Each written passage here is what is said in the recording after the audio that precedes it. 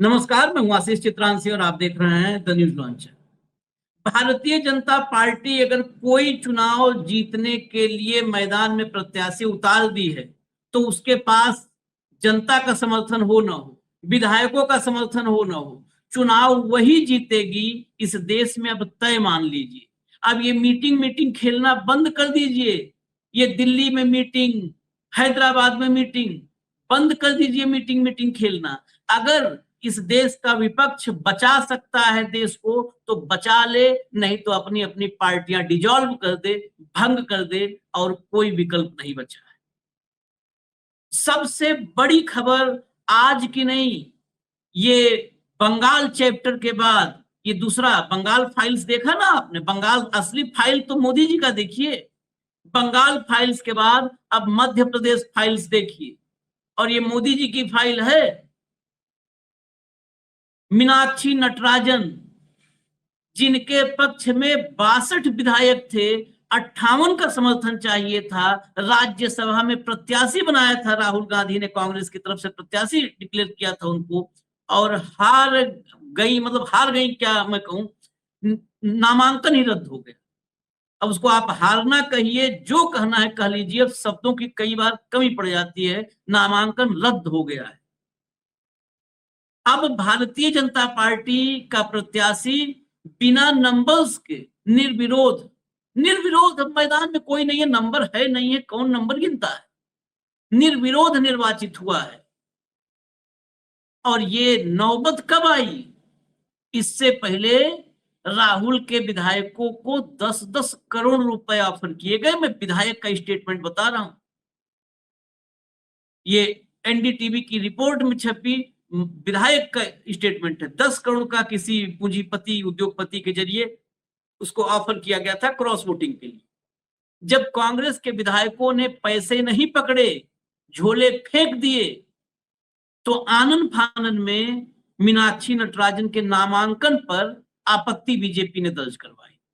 और फिर आपत्ति जब दर्ज हुई थी तभी हमने कहा था, हमने आज सुबह भी कार्यक्रम किया था हमने भाव ने, तभी मेरे मन में जैसे ही आपत्ति की खबर आई, ये मैं मान चुका था कि अब नामांकन निरस्त होगा। अब बताते रहो ना, बताते रहो कि हम सही हैं, हमारा वकील बता रहा है, कागज दिखा दो। अरे कागज दिखा दोगे, रिटर्निंग ऑफिसर निरस्त कर देगा। आप जाओ सुप्रीम कोर्ट, जाओ जहां जाना है। सुप्रीम कोर्ट के सारे जज सरकारी पैसे पे लंदन में बैडमिंटन खेल रहे हैं, बैडमिंटन। उस सूर्यकांत को देखिए, ऐसा लग रहा है पुलेला गोपीचंद वही बनेंगे, अगला ऑल इंग्लैंड जो है वही जीत के आएंगे। बैडमिंटन सरकारी पैसे खेलने गए हैं, जज सरकारी पैसे पे बैडमिंटन। थाईलैंड खेल के आए, दिल्ली में खेले, लंदन खेलने गए। ये लोग क्या करेंगे बैडमिंटन में? बैडमिंटन खेलने के लिए थाईलैंड से लंदन तक इनकी बुकिंग हो रही है सरकारी पैसों पर। आप जाइए अदालत, लड़िए, भाव को लाइए जरा। इस बड़ी खबर पर सारे अपडेट के साथ भाव को लाइए। स्वागत है भाव भैया, जरा खबर दिखाइए, हेडलाइन पहले। कांग्रेस प्रत्याशी मीनाक्षी नटराजन का नामांकन रद्द, किस बात पर भाजपा ने जताई थी आपत्ति? एमपी राज्यसभा चुनाव, मीनाक्षी नटराजन का नामांकन रद्द, भाजपा के महेश केवट निर्विरोध निर्वाचित। मध्य प्रदेश राज्यसभा चुनाव, कांग्रेस उम्मीदवार मीनाक्षी नटराजन का नामांकन रद्द। अब जरा कैलाश विजयवर्गीय समेत तमाम भाजपाई खड़े हैं, इनको सुन लीजिए। भाजपा में एक बात तो है, पैदल कर दिया जाए, पैर के जूते निकाल लिए जाएं, पैरों में छाला हो, लेकिन मजाल है कि नरेंद्र मोदी और अमित शाह के मतलब निर्णयों के लिए अपनी जान कोई न झोंक दे। ये विजयवर्गीय हैं, कहां से कहां पहुंच गए, क्या से क्या हो गए। लेकिन देखिए जरा, पन्ना लिए कैसे लहरा रहे हैं, सुनाइए। देखिए, भारतीय जनता पार्टी के जो कैंडिडेट हैं, उन्होंने मीनाक्षी नटराजन के नॉमिनेशन फॉर्म पर अपनी आपत्ति दर्ज की है कि मीनाक्षी नटराजन ने अपना एफिडेविट गलत फाइल किया है। अपने एफिडेविट में जो उनके विरुद्ध में एक मुकदमा तेलंगाना के कोर्ट में लंबित है, ये मुकदमे की कॉपी आप देख सकते हैं, ये कॉपी उनको मिल गई है। उनके खिलाफ एक आपराधिक मुकदमा लंबित है जिसका जवाब उन्होंने दाखिल किया है, लेकिन उन्होंने अपने एफिडेविट में से ये मुकदमा छुपाया है। जो माननीय सुप्रीम कोर्ट की जो गाइडलाइंस है कि आपको अपने एफिडेविट में अपने खिलाफ आपराधिक मामलों की पूरी जानकारी देनी होगी, जिसको छुपाने पर आपका नॉमिनेशन फॉर्म रद्द हो सकता है।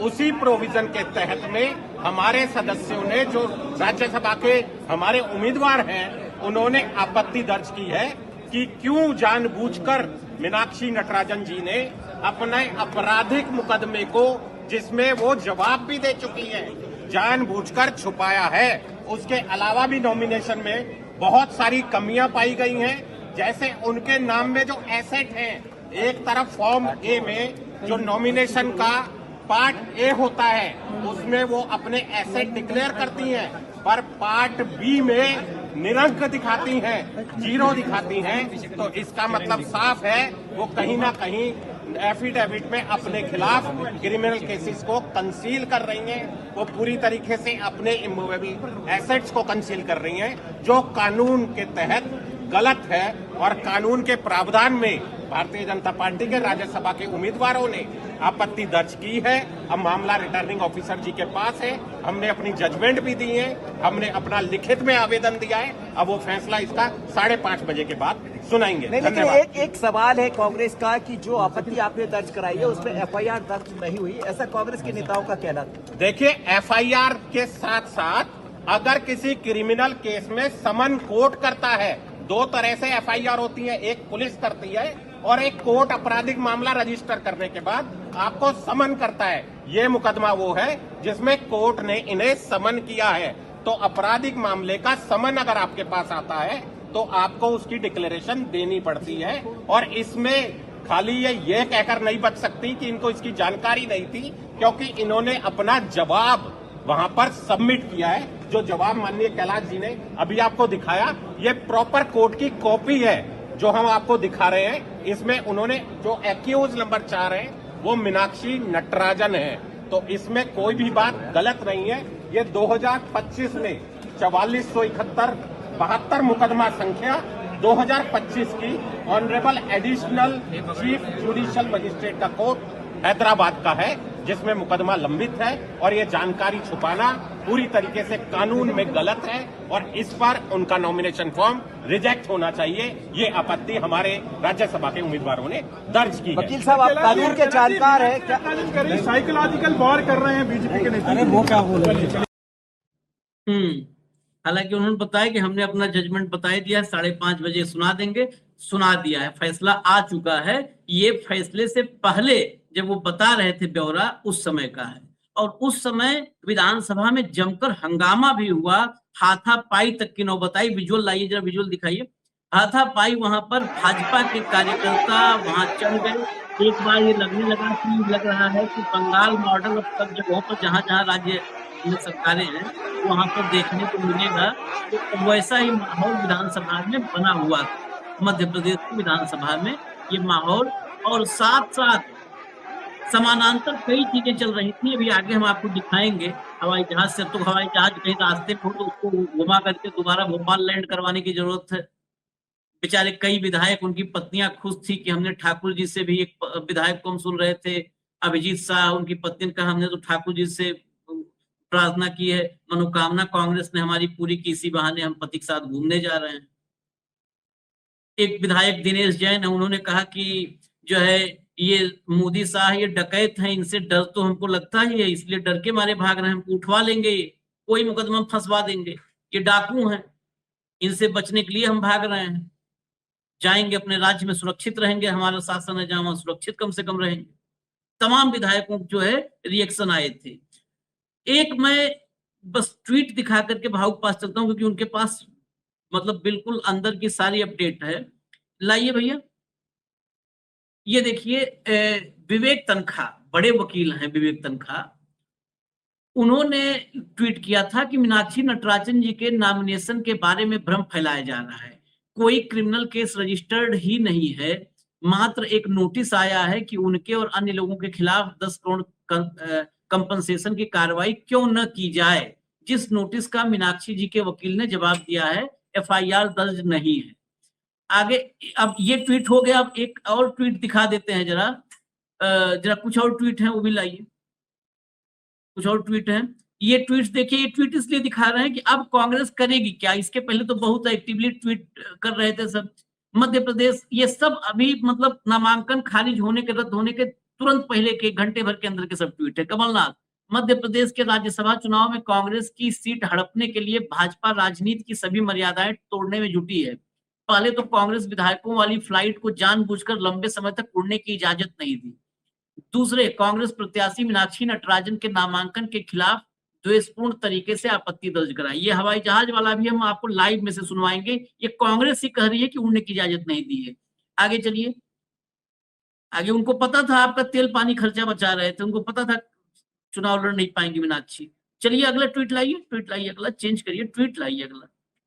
जीतू पटवारी, प्रदेशवासियों, मध्य प्रदेश विधानसभा ने फिर से चाल चेहरे चरित्र की राजनीतिक गुंडागर्दी की गवाही दी है। संख्या बल कम होने, राज्यसभा सीट खोने से बौखलाई डरी हुई भाजपा हिंसा पर उतर आई है। भाजपा याद रखे, निराधार तर्क से संवैधानिक व्यवस्थाओं का अपमान किसी भी कीमत पर सहन नहीं करेंगे। कांग्रेस सिपाही एकजुट होकर जवाब देंगे, राज्यसभा चुनाव भी जीतेंगे।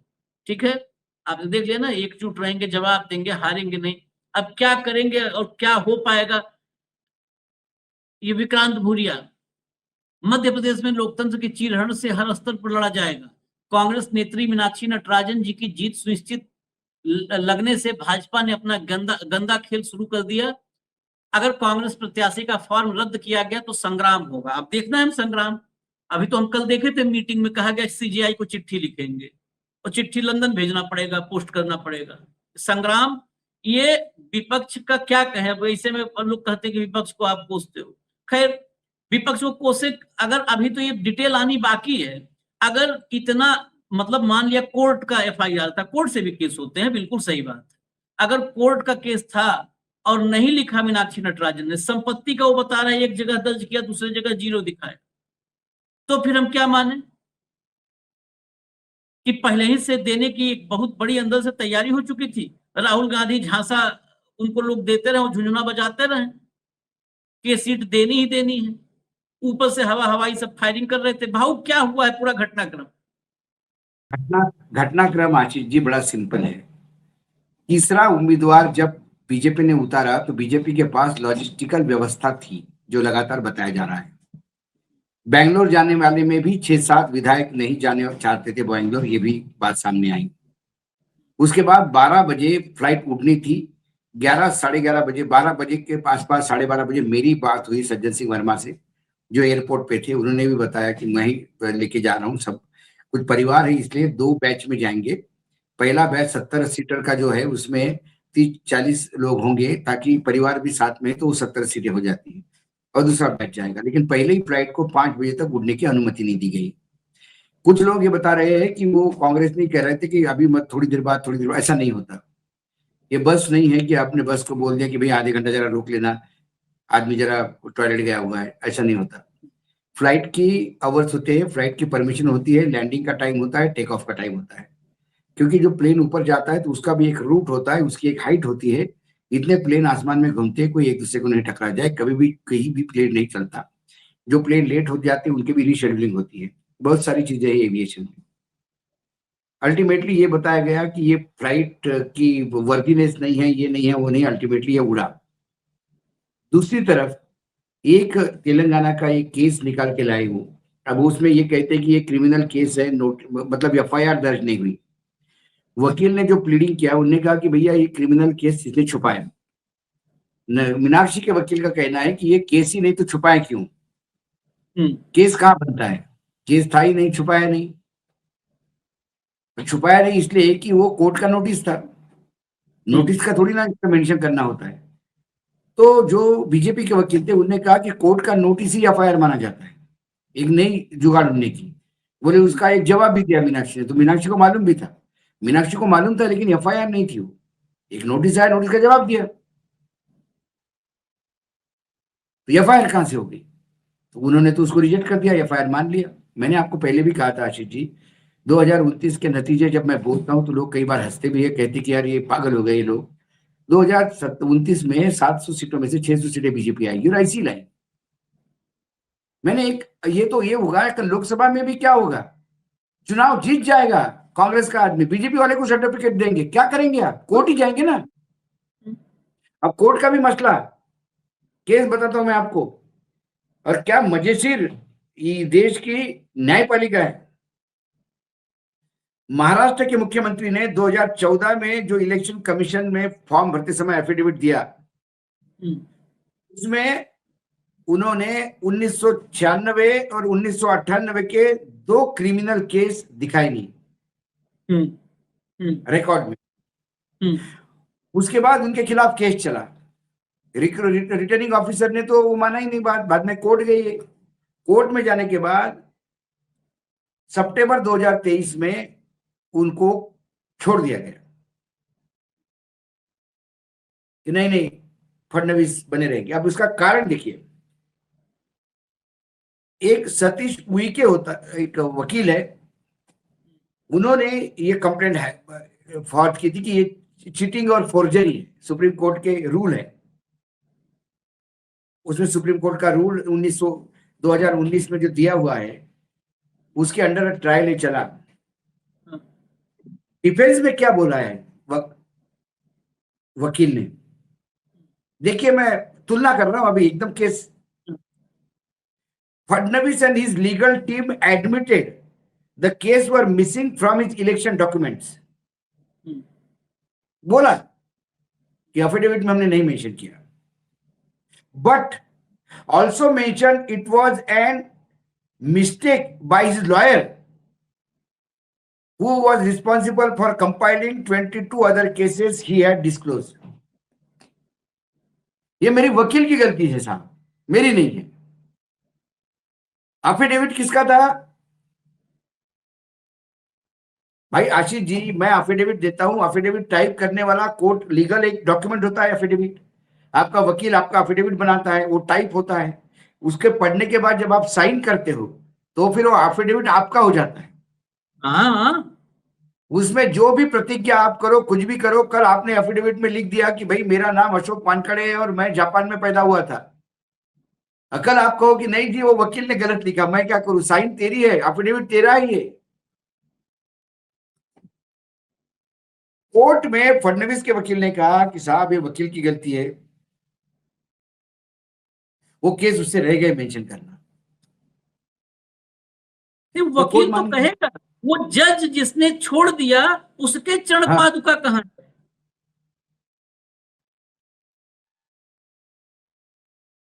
मैं तो कह दूंगा कि साहब ये गोली मैंने चलाई जरूर पिस्तौल से और सामने वाला मर भी गया, लेकिन साहब ये पिस्तौल ऐसा बना है मुझे मालूम नहीं था गोली चल जाएगी। नहीं, गलती सामने वाली कंपनी, गोली मैंने चलाई, गलती उसकी है कि गोली के सामने आया, सामने आ गया। कोर्ट बोलेगा सही है, वानखड़े जी सही कह रहे हैं, उनका क्या है, उन्हें तो ऐसा कर दिया, वो सामने आ गया, आदमी मर गया, और उसके बाद वो पिस्तौल वाली कंपनी को, जरा कंपनी की गलती है, छोड़ो ना इसको, चलो अगला केस छोड़ दो वानखड़े को। ये 2 केस। यहां कोर्ट का नोटिस, ये लीगल पॉइंट है, ये हम वेरीफाई करेंगे, हमारी भी जो लीगल टीम है उनसे, क्योंकि मामला एकदम अभी अभी हुआ है और इसलिए हम इसको लेके आए हैं। कोर्ट ने दिया हुआ नोटिस को एफआईआर माना जाएगा या नहीं जाएगा, क्रिमिनल ऑफेंस माना जाएगा या नहीं माना जाएगा, ये देखना है।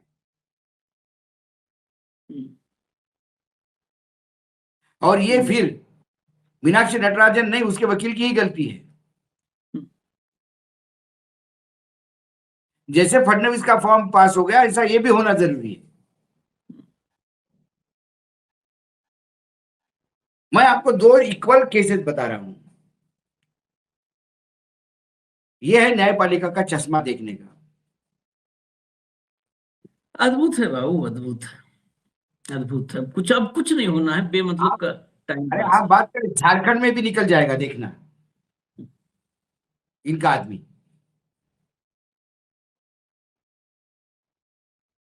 पता नहीं झारखंड में, बस झारखंड में यही है कि रिटर्निंग ऑफिसर इनका नहीं है, बस एक ही मसला है, नहीं तो अब तक तो निकल गया होता। रिटर्निंग ऑफिसर नहीं है इनका।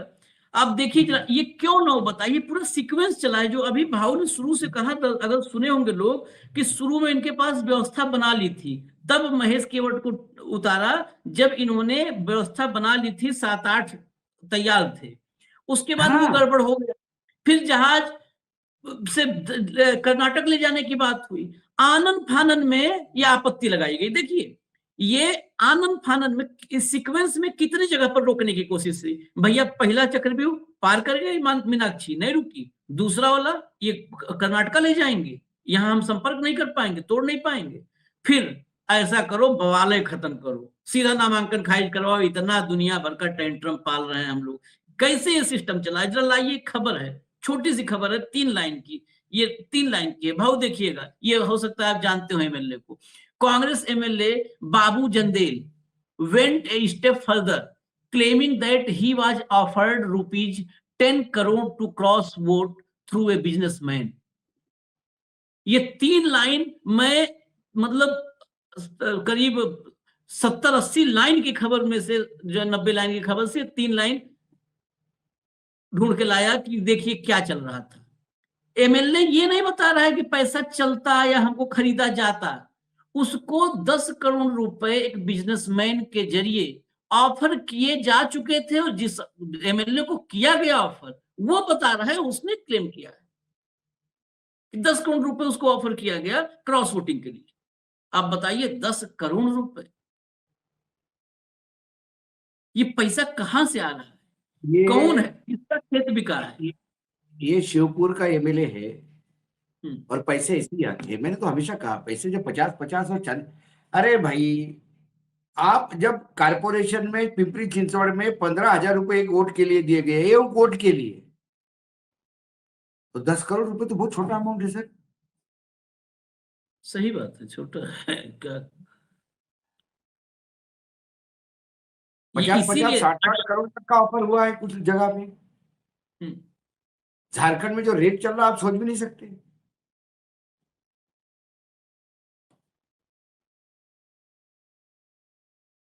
सीट वहां भी आएगी, वहां पर तो बहुत नेक टू नेक है ना, ये रिटर्निंग ऑफिसर नहीं। उस दिन देखिएगा, हो सकता है 2 विधायकों की तबीयत खराब हो जाए, क्रॉस वोटिंग न करे, तबीयत खराब हो जाए, 2 की तबीयत खराब हो जाएगा, सिग्नेचर नहीं मैच होगी। हाँ, याद है जीटीवी वाला गोयल कैसे जीत गया था? हाँ, सिग्नेचर में गड़बड़ हो गई थी। गजब हालत, ये डेमोक्रेसी कहाँ बची है? ये इसीलिए तो देश का सारा धंधा अडानी करेगा। ये आप कंप्लीट सोच लीजिए, इस देश में विधायक और सांसद के खरीद फरोख्त पर जितनी बड़ी खरीद फरोख्त की इकोनॉमी है ना, दुनिया के बहुत देश ऐसे हैं जिनकी टोटल जीडीपी इतनी नहीं है जितना भारत में सांसद और विधायक के खरीद फरोख्त में पैसा खर्च हो रहा है। पैसा खर्चा हो रहा है। दुनिया के बहुत देशों की जीडीपी उतनी नहीं है। ये पैसा आ कहां से रहा है, कहां से आ रहा है? मैं इतना ही बस कहता हूं, कहां से आ रहा है? इसीलिए सब कुछ दिया जा रहा है एक आदमी को, ले जाओ सब बेच करके हमें पैसा दो, हम इधर खरीदे, इधर हम सरकार खरीदे, इधर से पैसा, रोटेशन, इसी कहते हैं धरती गोल है। कैसे चल रहा है चक्कर ये? जरा आगे चलिए, अगला चलाइए ऑडियो फुल। निश्चित रूप से इसके दुष्परिणाम भारतीय जनता पार्टी को भोगना पड़ेगा। सम्मानित साथियों, हमारे प्रभारी हम सबके नेता आदरणीय हरीश चौधरी जी बताएंगे किस तरह से भारतीय जनता पार्टी ने पिछले 6 घंटे से नोटंकी और फिर हमारी सत्य नहीं तो परेशान हो सकता है, नहीं पराजित हो सकता है, सत्य मेरे चेहरे। धन्यवाद आदरणीय हरीश चौधरी जी। सम्मानित साथियों, सभी हमारे विधायक साथी यहाँ पर उपस्थित है, सकवार जी, हमारी बहन बड़ी भाभी जी कुछ बोलेंगे आप? बिल्कुल, भारतीय जनता पार्टी के जो इरादे दिख रहे हैं जनता के सामने, करना कुछ और दिखाना कुछ और, उसमें सफल नहीं होगी। आज की जो जनता दिख रही है, आज के दिन की जो कार्रवाइयां हैं, उसके सख्त नाराज है हम लोग। जनता का गला घोटने वाली सरकार जितना जल्दी हो सके से जाने वाली है। हमारे विधायक मोन्टू भाई, सेंधवा विधायक, बस हम जा रहे हैं और पूरे कांग्रेस एक साथ में है। आज इन्होंने जितने इन्होंने चाल चलने की चल रही, लेकिन हम उस चाल में घुसे नहीं। हम पूरे हमारे साथ हमारे साथी विधायक आदरणीय दिनेश गुजर जी। जो भारतीय जनता पार्टी की घिनौनी बातें, एक हमारी बहन की विजय को रोकने के लिए भारतीय जनता पार्टी ने आज पूरे प्रयास कर लिए और धन्य देता हूं, उनको सलाम करता हूं, बहनों को प्रणाम करता हूं कि जो एक एक विधायक तपती गर्मी में भोपाल के हवाई अड्डे बैठा रहा, पर संकल्प के साथ बीजेपी हारी, कांग्रेस के लोग विजय हुए और उसी का प्रमाण है कि बेंगलोर जा रहे हैं। हमारी बहन विधायक जोबड़ से सेना पटेल जी, हमारी वरिष्ठ विधायक श्री गौर साहब, हमारे विधायक आदरणीय हमारे अशोक नगरी विधायक जी कुछ बोलेंगे? हमारे विधायक आदरणीय फूल सिंह बरैया जी, विधायक साथी हमारे पंकज उपाध्याय जी। जो बीजेपी की फिरकापरस्त आदत रही है, उसके अनुसार उन्हें फिर से एक बार फिर से उन्होंने लोकतंत्र को और संविधान को चुनौती दी है। 48 वोट पर नामांकन दाखिल करा है, 10 वोटों की आवश्यकता है। निश्चित रूप से ये लोकतंत्र का बोलना है। 1 मिनट बोलो, लाइव है। हमारे विधायक आदरणीय दिनेश जैन बोस जी।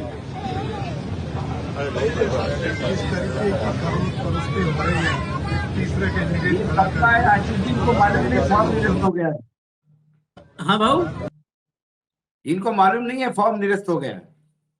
नहीं, अब तो ये तो जब हवाई जहाज में इन लोगों ने फेसबुक लाइव किया, अब तो हवाई जहाज में अब पता नहीं फोन भी चलता है कि नहीं चलता है, किसी तरह से संपर्क करके इनको वापस लाया जाए, इनके घर पहुंचाया जाए।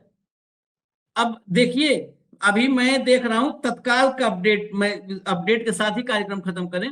और अभी भाजपा में सत्य की जीत हुई है। यहाँ पे हरीश चौधरी जो प्रभारी हैं बता रहे थे कि सत्य परेशान हो सकता है। अरे ये रटाया 100-200 साल पुराने वाले डायलॉग खत्म कर दिया नरेंद्र मोदी ने। सत्य परेशान हो सकता है, पराजित नहीं। सत्य परेशान भी होगा, पराजित भी होगा। सत्य को तो दर आजकल सत्य को जुतियाया जा रहा है। अब ऐसी भाषा में बताएं। बिल्कुल बिल्कुल बिल्कुल। क्या मध्य एमपी कांग्रेस क्या लिख रही है अब बताइए। घूम फिर के एक प्रक्रिया है। विपक्ष की प्रक्रिया क्या होती है? विपक्ष पहले कहती है अगर ऐसा हुआ तो इस बार संग्राम होगा, इस बार हम हारेंगे नहीं, सत्य हर हाल में जीतेगा। फिर जिसकी आशंका होती है वो हो जाता है। फिर विपक्ष क्या कहता है, हम न्यायालय का दरवाजा खटखटाएंगे। ये एकदम कंप्लीट, ये भी एक धरती का चक्कर काटने वाला है प्रोसेस, गोल गोल। न्यायालय का दरवाजा खटखटाएंगे। फिर ये न्यायालय का दरवाजा खटखटाते हैं, दरवाजा जैसे खोलते हैं उसमें लगा हुआ स्प्रिंग मारता है नाक पे दंड से विपक्ष के। फिर विपक्ष का मुंह फूटता है। वहां पे मतलब जज साहब लोग कैसे ट्रीट करते हैं, क्या क्या टिप्पणी होती है। उसके बाद वहां से निकल के आते हैं। और फिर एक समय कहा जाता था बीजेपी वालों के लिए कि ये पार्टी भोजन बैठक और विश्राम वाली पार्टी है, भोजन बैठक और विश्राम। अब विपक्ष में भी वही है, भोजन बैठक और विश्राम। कहां है संग्राम? जाओ अदालत। कल की बैठक के बाद ही, इंडिया अलायंस की बैठक के बाद ही मैं मान गया कुछ नहीं हो सकता, जब कहा सीजेआई को चिट्ठी लिखेंगे, धर्मेंद्र प्रधान का इस्तीफा मांगेंगे।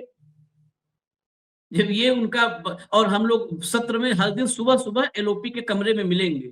जब सत्र होगा तो सत्र में एलओपी कमरे में, इसके लिए देश भर से 25 पार्टी के नेता बैठे थे कि एलओपी कमरे में मिला जाएगा दोस्त, रोज रोज मिलेंगे दोस्त। जीता हैदराबाद में 2 महीने बाद फिर मिलेंगे।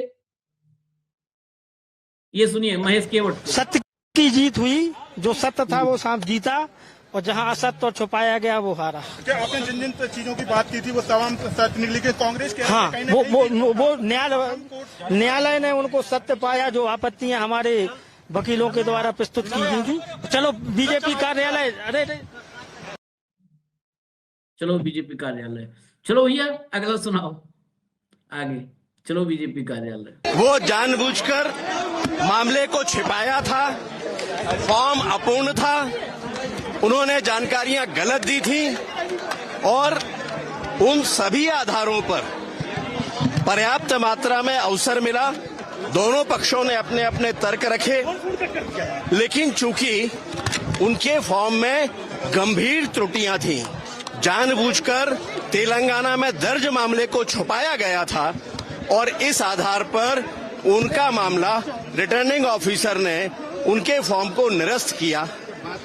और इस तरह से अब हम ये मान सकते हैं कि सत्य और सच्चाई की जीत हुई है। भैया जरा लाइए एमपी कांग्रेस का ट्वीट दिखाइए, एमपी कांग्रेस का ट्वीट सुन लीजिए, डायलॉग भी सुन लीजिए सब। महिला विरोधी भाजपा का चेहरा उजागर, भाजपा अपने अलोकतांत्रिक षड्यंत्रों की सभी सीमाएं लांघ चुकी है। राज्यसभा प्रत्याशी सुश्री मीनाक्षी नटराजन जी का नामांकन निरस्त करवाकर भाजपा ने लोकतांत्रिक परंपराओं और संवैधानिक मूल्यों का खुला उपहास किया है। कांग्रेस इस अन्यायपूर्ण कार्रवाई के विरुद्ध तत्काल न्यायालय का दरवाजा खटखटाएगी और लोकतंत्र को कमजोर करने वाले इस षड्यंत्र को पूरी मजबूती से, इस षड्यंत्र का मुकाबला करेगी। पूरी मजबूती से मुकाबला फिर से शुरू हो चुका है, एक मुकाबला खत्म, अब दूसरा मुकाबला शुरू। भावुक फाइनल कमेंट। लोकतंत्र अब क्यों ये हो रहा है ड्रामा, क्यों ड्रामा हो रहा है, मैं तो ये कहूँ।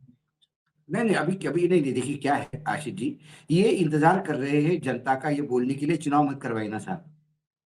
क्यों चुनाव करवाते, क्यों नोटिफिकेशन लाते हैं? सीधा नोटिफिकेशन निकालना चाहिए कि 3 सीट खाली है बीजेपी की, नहीं 3 सीट राज्यसभा की खाली है मध्य प्रदेश में, बीजेपी कृपया अपनी लिस्ट दे दे। बीजेपी अपनी लिस्ट दे दे, काम खत्म। ये शुरुआत है। आपको याद होगा उत्तराखंड में भी ऐसा ही नामांकन रद्द हो गया था पंचायत के चुनाव में, जिला पंचायत के चुनाव। हाईकोर्ट में जाके वो फिर चुनाव लड़वाने के लिए बोला गया।